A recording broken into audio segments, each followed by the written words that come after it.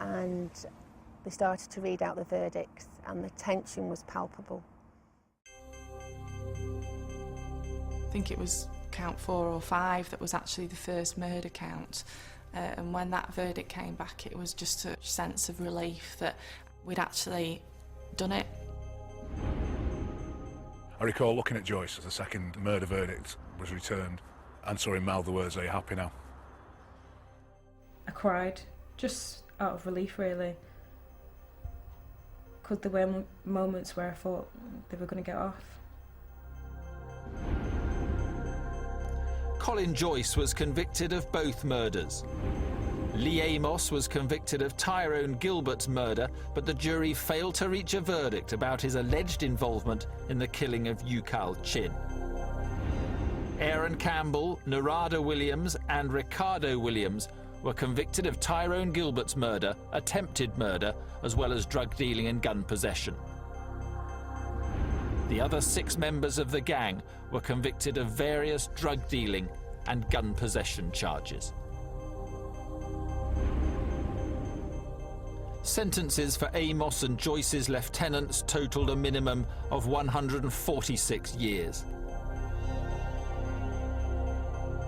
Finally, Lee Amos was handed a minimum sentence of 35 years.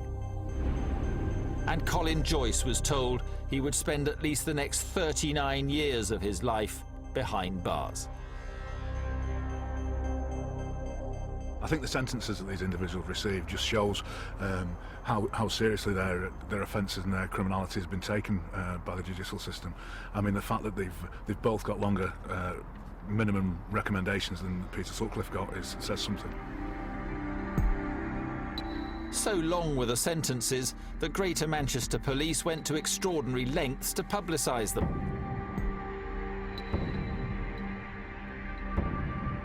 Ageing posters were made showing how Joyce and Amos could look at the end of their sentences, and they were plastered on billboards all over the city.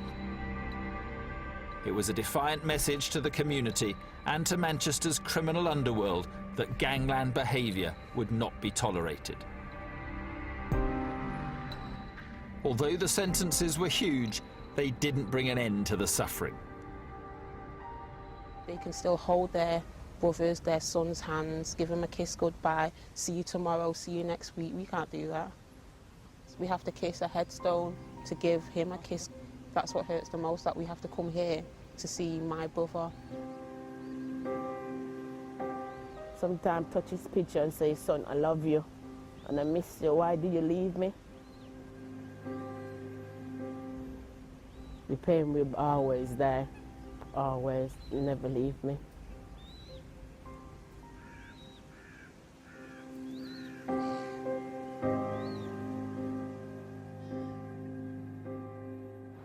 This case was solved by a combination of innovative policing and good old-fashioned detective work.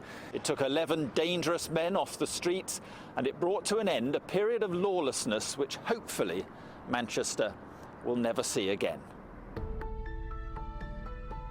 Since the arrest and charge of Lee Amos, Colin Joyce and the rest of the gang, we've seen a significant reduction in the number of firearms incidents across Greater Manchester.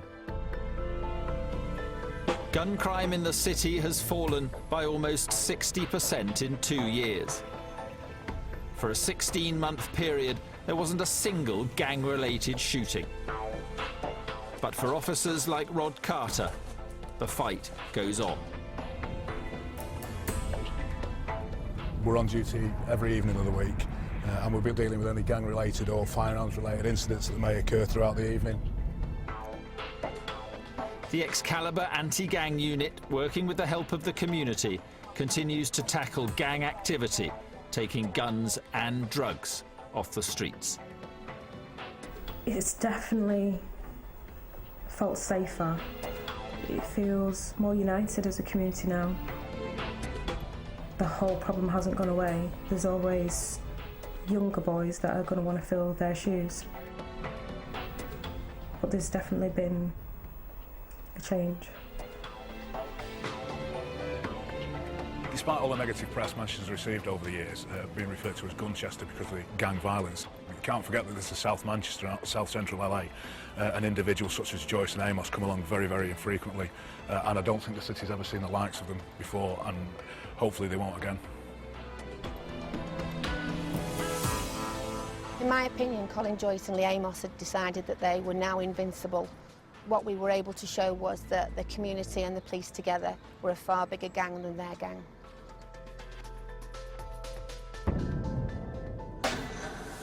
Well, it's very, very hard and it is freezing, but they are battling on courageously. A few hiccups along the way, though. More from 71 degrees north tomorrow night at 9. We're back in Australia next, where Stephen Tompkinson is having a very exciting balloon adventure.